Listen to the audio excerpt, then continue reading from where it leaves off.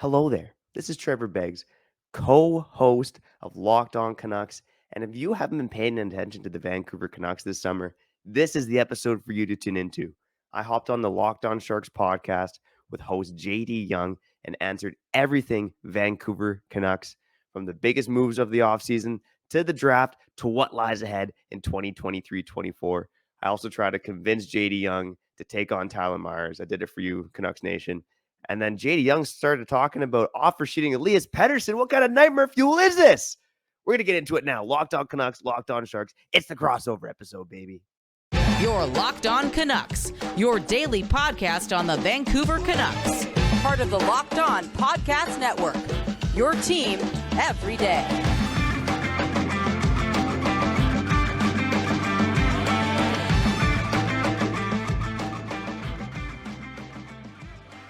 Welcome to Locked On Sharks, the premier hockey podcast covering your favorite team in the Bay Area. My name is JD Young, contributor at Inside the Rink and San Jose Hockey Now. I want to thank you for making Locked On Sharks your first listen. Proudly a part of the Locked On Network, we cover your team every day. And if you want to be an everydayer, all you got to do is just follow wherever you get podcasts, or you can watch on YouTube as well. And we are joined by Trevor Beggs of Locked On Canucks.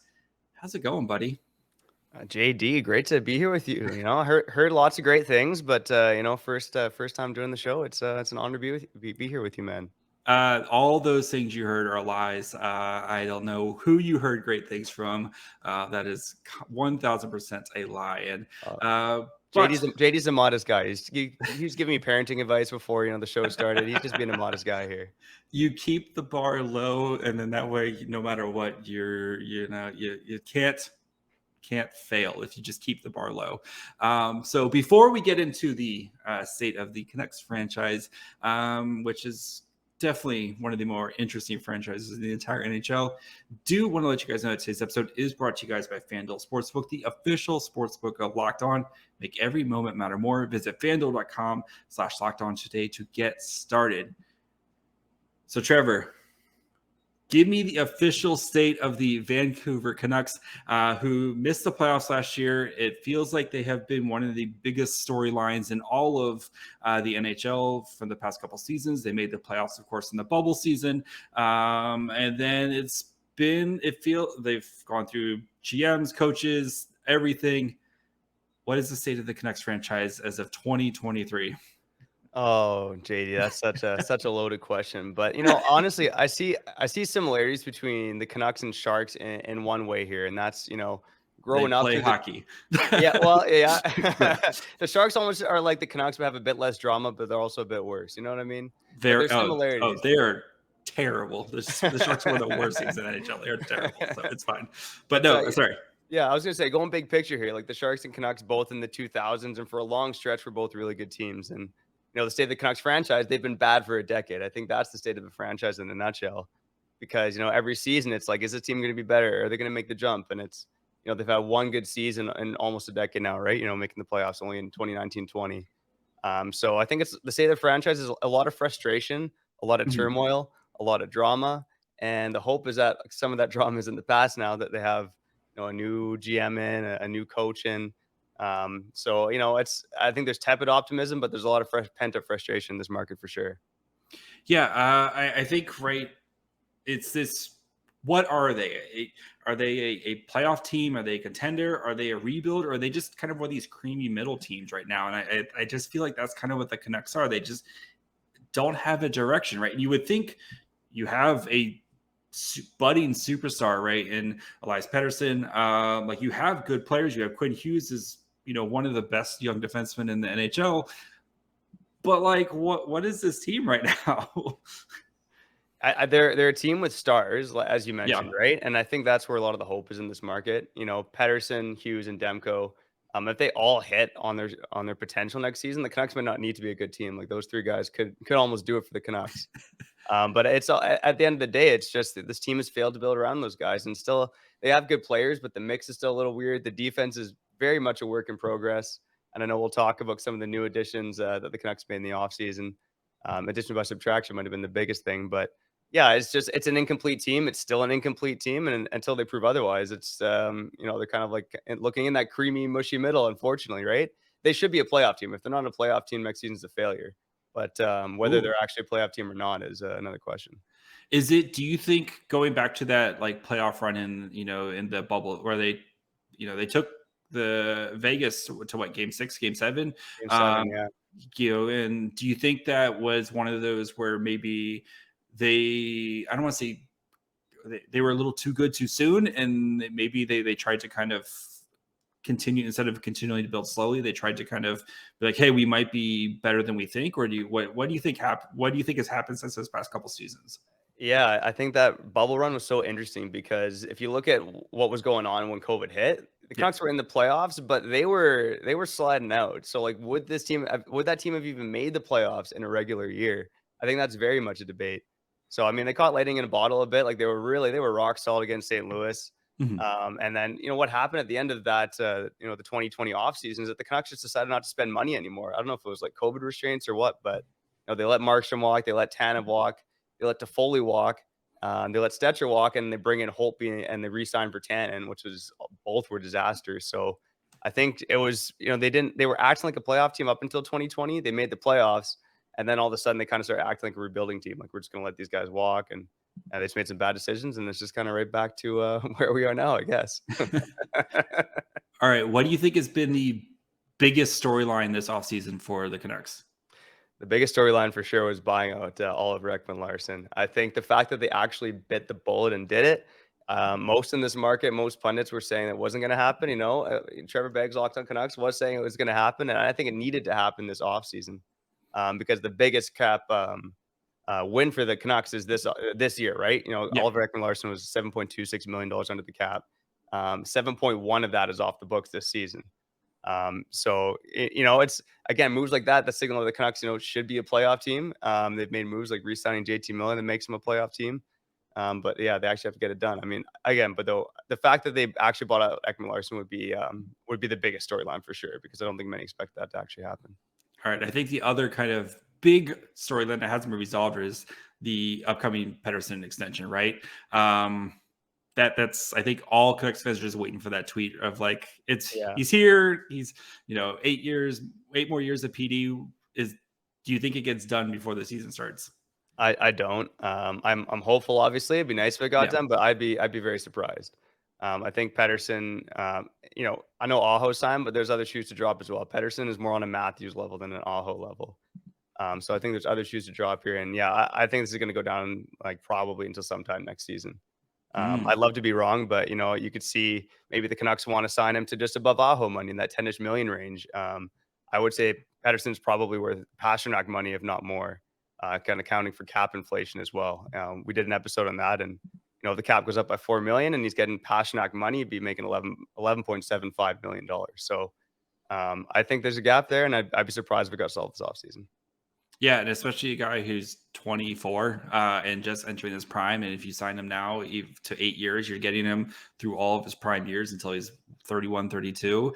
Yeah. That's the time to do it right here, is to try to get him locked up now, because he's probably just going to go out and put up another 100 points again this season and then just drive his price up again, right? Yeah, I agree. I mean, Benning should have signed him to a long-term extension when they signed Hughes to a long-term extension, but that's another story. Good old Jake yes. Benning. Oh, believe me, kicking the can down the road, the Doug Wilson story for contracts right there. So, and then you wait too long and you resign him, and then you were paying Mark Edward Vlasic $7 million until he's 30, till the sun explodes, actually, I think. So, whichever comes first. So, before we look at kind of what the Canucks did this offseason, look at their draft, some of their free agent signings, and then get into a nice preview of what you think the Canucks are going to do this year, do want to take a quick break, talk to you guys about our good friends over at FanDuel. And if you want to take, football season's here, guys. So, yeah. Yes, very excited. Football season's about to kick off. And even if you're one of those guys who you love betting on preseason because you're just a degenerate, they've got you covered for that as well. Right now, you can even bet on everything from Super Bowl winner, which is insane. I'm just going to pick, putting some money on my Dolphins, not the worst thing in the world. So anyway, right now you can bet on the Super Bowl winner. You can bet on anything. They've got divisions. You've got player props. They've got a bunch of bajillion things to check out. So go over to FanDuel.com. Check out all their amazing things. And right now, every bet gets you a bonus bet every time they win in the regular season. So if you pick your Super Bowl winner, maybe you pick the Chiefs. Every time they win during the regular season, you get a bonus bet during the regular season for that win. So you can use your bonus bets on the spreads, player props, overs, unders, and more. Visit FanDuel.com/lockedon and start earning bonus bets with America's #1 sportsbook. That's FanDuel.com/lockedon. All right. This offseason, let's start with the draft. The pick number 11, they went Tom Willander, who I like Tom Willander. I think he was my third or fourth defenseman in the draft. I know you're very excited about Willander. So what do you think of the Canucks draft? Yeah, I mean, I wasn't surprised in the slightest when they actually picked Willander. All the smoke around him, it's they took him out for dinner. I think they really liked him through the process. Certainly when Zach Benson was on the board, that was my first reaction, is that they probably shouldn't have passed on Zach Benson. Because I get it, positional need. It's hard to draft these right-hand defensemen. Yes. And if he projects and he hits and he is a solid top 4, top 2 defenseman, then the Canucks are going to look brilliant. But right now it's looking at the past couple draft seasons with Lekar-Mackey and Willander now. It's I think they probably passed on some better talent in both situations. I know Lekar-Mackey got a bit unlucky, but yeah, I think in both drafts you're kind of walking away from Alvin and the staff, and you have some questions for sure. Yeah, I mean, I know, kind of looking at the rest of their draft. They drafted Hunter Brovitsky, who was a potential kind of middle of the second round pick, and I think that's as good value, at least in the third round. But they kept up their picking Swedish people because the Canucks love drafting Swedes. I mean, I like drafting Swedes too. The Swedes are great. But I think the Willander, it's going to be an interesting decision, especially. But if you found a long-term partner for Quinn Hughes, that's all that matters. That's awesome. Or at least somebody who can maybe alleviate some of the pressure on Hughes, so Hughes doesn't have to do everything in the future. And that you have two solid defensemen, at least two pairings where you have good offense. Quinn Hughes is otherworldly, but if Willander can be a souped up second pairing defenseman, that's not a bad start right there. So, and I think him going to playing in the NCAA this year, I think that's where he's projected to go. I think that's going to be good for his game too. I really like Willander. I still would have gone Axel Sandin Pellikka, but again, defenses for nerds, go score a bunch of points. So. Hey, well, maybe that's why you like Sandy Pellikka. He doesn't like defense either. He just likes to score a bunch of points. So it's all that's why I loved Erik Karlsson. Go score a bunch of points. And don't care about defense. Go score a bunch of points. Geez. All right. In free agency. So how would you sum up the Canucks free agency this year? I mean, if it was on a bell curve, it'd be an A+, because I think that July 1st has historically been, the worst day for the Canucks, at least since Jim Benning joined the team. Every time July 1st rolls around, something really bad happens. And I think the Canucks avoided doing something really bad. I think that was the big win. I mean, with Soucy and Cole, I mean, I probably like the Cole bet a bit more. Just based on the tough competition he was facing last year. He was really good on the penalty kill. I really like the Cole on a 1 year, $3 million deal. I think that made a lot of sense. Soucy's a bit of a gamble, I think. I mean, I'm hopeful. I think maybe some pundits are maybe more hopeful than I am, but Soucy's really just been a third pairing defender. And I think the way I'm laying out is in my head is probably different to, most pundits in this market, but most people in Vancouver think Hughes and Cole are going to play together, and then Soucy and Herone are going to be together in the second pair. I would rather see Hughes and Soucy, because I just think Cole knows he's doing a bit more in that defensively reliable second pairing role. I don't really want Soucy to learn that beside Hronek, because Hronek has succeeded with steady partners, and with unsteady partners he hasn't looked so good. Whereas I think Hughes can support anybody. I think Soucy will look great beside Hughes, because I think most guys look good beside Hughes. I mean, Erik Karlsson was playing with Derek Pouliot and Scott Harrington last year, and there's I get the when you have a defenseman like a Hughes or a Karlsson or whatever, just find them somebody who can just kind of cover for those guys. So exactly. So what do you think is? I mean, The Canucks, I know, are still very tight to the cap right now. They currently have 13 forwards, 8 defensemen, with kind of only one guy looks like who's slide eligible right now. So they are over the cap at like 4.26 million as of right now, according to Cap Friendly. What do you think? Any moves that they do to help to kind of get themselves under the cap? Yeah, so right now they can get under the cap with some maneuvering. We've done some digging about that on Locked On Canucks. Because right now Tucker Poolman, it sounds like he's going to go to LTIR unless something dramatic happens. Alvin actually said that he thinks Pearson's going to be ready for camp, which I'm skeptical of just based on everything Pearson's been through. I was in the end of season media availability. I saw his hand. His hand still looks really bad. Like it's all purple and casted up. And Tanner Pearson's been through the ringer. So I think whether Tanner Pearson and his $3.25 million salary cap hit end up on LTIR is kind of a big decision there. But aside from that, they can do some maneuvering to get below the cap. So they're right up against it, but they could be under right now. So I don't really expect any more moves to happen aside from kind of guys being shuffled in terms of with the team, without the team, or LTIR or not. Gotcha. Okay. Do you think they have any other kind of, I know we're kind of in the dog days of, of summer right now, is any other potential signings or maybe guys that you hope that maybe they kind of look to try to at least kick some tires on here? Yeah. Okay. I'll answer that. And then we got to talk about one thing quick because I said no player movement, but there's one between the Canucks and Sharks we got to talk about. In terms of guys they could sign, I mean, I'm a little surprised that Pius Suter hasn't signed yet, unless I'm missing something as I've been off over the summer. I said the Sharks should sign Pius Suter as well too. So yeah. Yeah.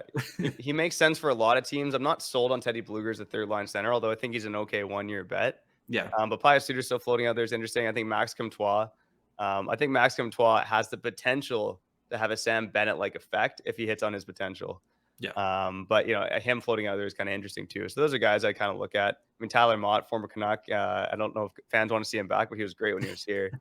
But aside from that, maybe the Tyler Myers stuff. Okay, now that's the talk in Vancouver. Yeah, he's tall. He's tall, big neck. Really big neck. Let me just say, San Jose Sharks. I think you guys could use a guy like Tyler Myers. Okay, steady veteran. But last season, he was the Canucks coaches, both Boudreau and Talker, were playing this guy like a bona fide top 4 defenseman, top penalty killing defenseman. He can do it all. He's got the big neck, the big reach. I think he'd be perfect for a rebuilding team like the San Jose Sharks. And so that's the rumor in Vancouver. It's been put out there. The Myers, or maybe Myers going to the Sharks after his signing bonus gets paid out in September. Because after that, it's only like $1 million you guys owe him. So yeah, anyways, I think it's a good fit. The Myers for Kevin Labank's 1-for-1 trade. Because Kevin Labanc, that guy is the most any Sharks fan. He's because if you look at his analytics, and this guy's great. Why is he not? And then you watch him on the eye. He's like the guy where the eye test and the analytics just do not match. And it's like he's such a frustrating player because you can see the spurts of it, but then when David Quinn's just please sit down and don't play anymore right now, even though the team is just bad. There's something that disconnects there, and I don't want to take on any more cap. And Kevin Labanc is an awkward fit for the Canucks. I mean, I get it. Theoretically, you'd free that $1.25 million in salary cap space, which means something. But with Labanc, it's you got Connor Garland, you got Anthony Beauvillier, you got Niels Höglander. Now you're gonna have Kevin Labanc. You're gonna have 4, 5, 10 wingers in your lineup. I even think Beauvillier, Garland, Höglander is probably too much for the Canucks right now. Never mind adding a guy like Labanc to that. So it's an awkward fit. Yeah, Kevin Labanc's been an awkward fit for the Sharks since he signed that contract. So never forget that discount though. He took that discount. Good for him. Good for him trying to help the Sharks, and now he's I can't believe it's already been 4 years since that contract. 4 years, yeah. Yeah, this is the 4th year of it. I can't believe it's already been 4 years. Time flies when you're having fun. So before we get into what you think the Canucks are going to do this year, do you want to thank you guys for making Locked On Sharks your first listen? Again, probably a part of the Locked On Network. We cover your team every day. If you want to be an everydayer, all you got to do is just follow along wherever you get podcasts, or you can subscribe on YouTube. If you missed this week, of course, we had plenty of Erik Karlsson stuff. We recapped the trade, talked about his legacy, and then also Stephen Ellis from Daily Faceoff came on to discuss what he saw from all these Sharks prospects at the World Junior Summer Showcase. So make sure you guys, if you haven't checked those out, go check those out. And we'll be back next week to discuss more fun off-season stuff about Locked On Sharks. So, all right, Trevor, this off season, what is the best case scenario for the Canucks? Oh, they go on a miracle run, man. Like, Pettersson, Hughes, and everyone's just amazing. Hronik's like one of the best defensemen in the NHL. JT Miller, Pettersson both put up 100 points. Besser bounces back. All kinds of things could go right. And then the Canucks, make it to the playoffs. Anything could happen. Like, even going to these playoffs, it's playoffs are unpredictable. So that's the best case scenario. It's like this team's got the talent to maybe surprise people and go on some Cinderella run. The worst case scenario, I think we've seen it every year for almost like the past 10 years, is that this team flames out. They're doing this like death march in March, ironically enough. And, they're going to be bottom 10 and maybe Pettersson leaves town because the team sucks. I mean, that's the worst case scenario. That's a dark spot to be, though. I mean, Pettersson's still an RFA, so he still control his rights unless he decides he goes to management and says, like, I'm out.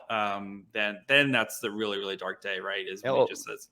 And players might be becoming more empowered too, right? Like you saw Matthew Tkachuk do it. I think it's not unrealistic that maybe some of these RFAs start kind of choosing their own destiny a bit more too. I can't wait for Mike Greer to offer sheet him next season. It's gonna be great. The Sharks, they got the cap space. They're gonna have the picks. Let's.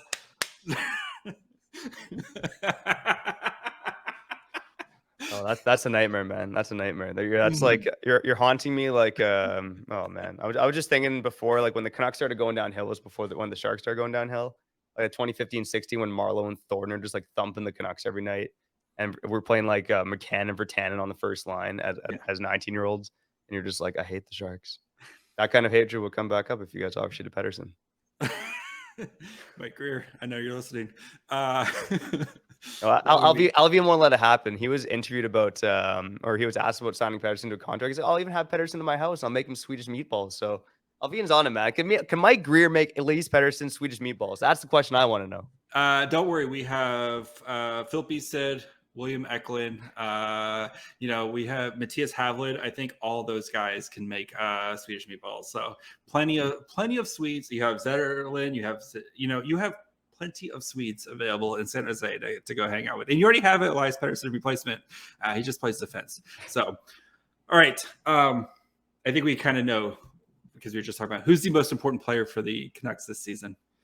Yeah, maybe I'll give you a different one other than Pettersson because Pettersson's pretty obvious. It's Thatcher Demko. I mean, I think to me, he's probably more important than Pettersson because I think we know Pettersson's going to be great as long as he's healthy. Yep. Demko was great until last season when he was terrible at the beginning, right?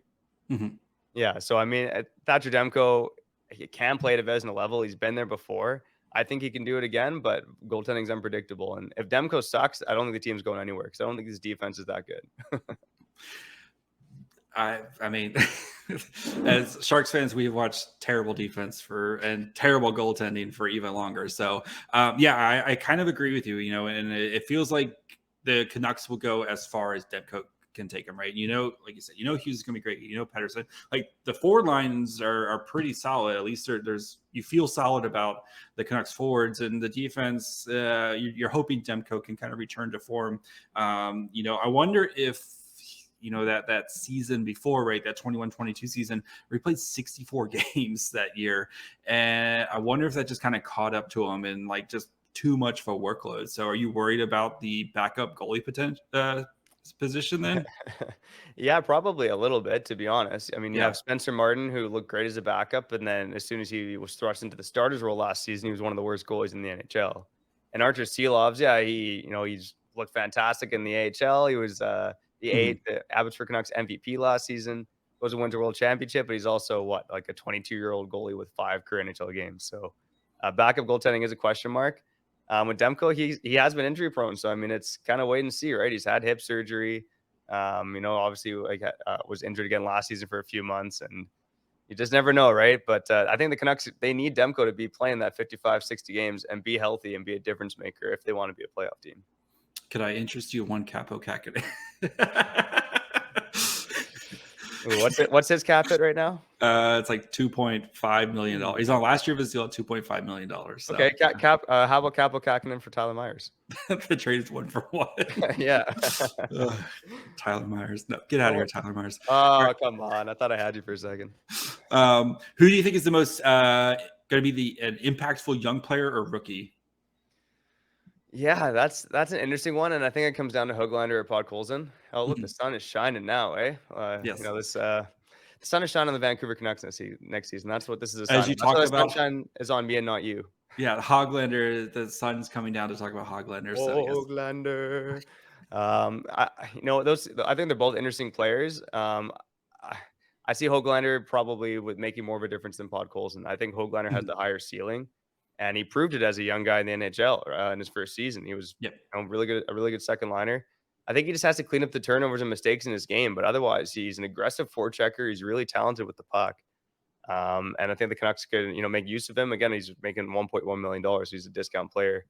Podkolzin is easier to picture in the lineup because he's got the more physical Mhm. stature, but I just don't like his scoring potential that much. Like, I think he could be a solid, bottom six player for this team, but I think Höglander is really the guy that could take a step forward. Yeah, every time I saw Hoglander in the AHL, it was just like this guy's really good, and yeah, I think he's going to be really, really, really good. I also want to see Aturati at some point. I'm loved Rati in the draft. Really upset the Sharks didn't draft him, and now, yeah, I can see him just kind of being one of those just really solid dudes for the Canucks for the next like couple seasons because he's really Yeah. good. So yeah, I don't know Yeah. if he makes the jump this year, but I think he's got a chance to next year or two to kind of start making an impact though. Yeah. Yeah. I think this season for him, it's about being like a point of game player in Abbotsford and just kind of playing big minutes. It's interesting. Like, we kind of dove in this on Locked On Canucks, but he has a very similar arc to JT Miller. Like, JT Miller was very similar at the same age. They both kind Mhm. of had a high pedigree and then some problems after they got drafted. So, seeing if his career arc is similar to JT Miller's is kind of a little tiny fascinating thing for you to watch. All right, the last question: where do the Canucks finish in the Pacific? I'm saying fourth place. It's August. The sun is shining, and I think the Pacific Division really is in three tiers, right? You have Yeah, Edmonton, Vegas, LA.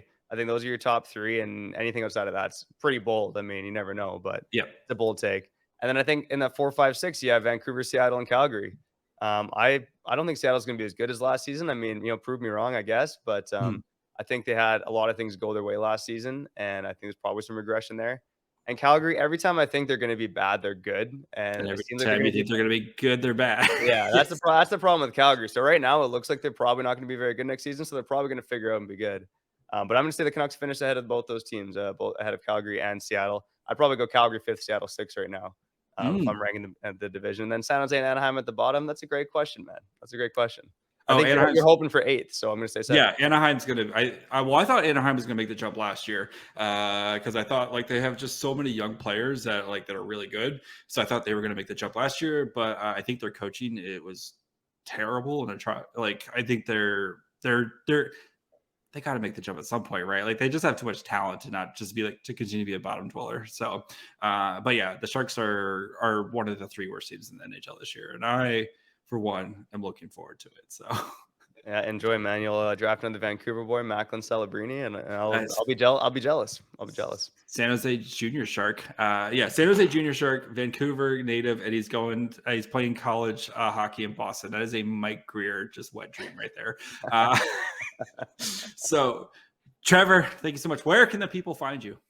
Well, if you're on YouTube, you can see my Twitter down below, Trev Beggs. And if you're not on Twitter, well, go find Locked On Canucks wherever you listen to podcasts and on YouTube. Okay. So if the Sharks start bumming you out during the season, you can always tune into Locked On Canucks. And when the Canucks piss you off and you need to calm down a bit, go head over to JD's page and he'll take care of you as well. When you're a Canucks fan and you want to start to get into the draft, we've got you covered at Locked On Yeah, there we Shark. go. Well, we're gonna start draft coverage very early this year, I assume. So Draft coverage in October. oh boy, we already started just a little bit of draft cover, looking ahead to the 2024 draft because There you go. yeah, it's going to be a long season in San Well, Jose. and that'll be the biggest moment on the Sharks calendar too, right? So That- way it that's goes. what it was last year too. So Of course, you can follow the Locked On Sharks wherever you get podcasts and on YouTube as well. You can follow the show on Twitter, Facebook, Instagram, and Threads at Locked On Sharks. You can follow me on Twitter and Threads at My Fry Hole. Until next week, bye, friends.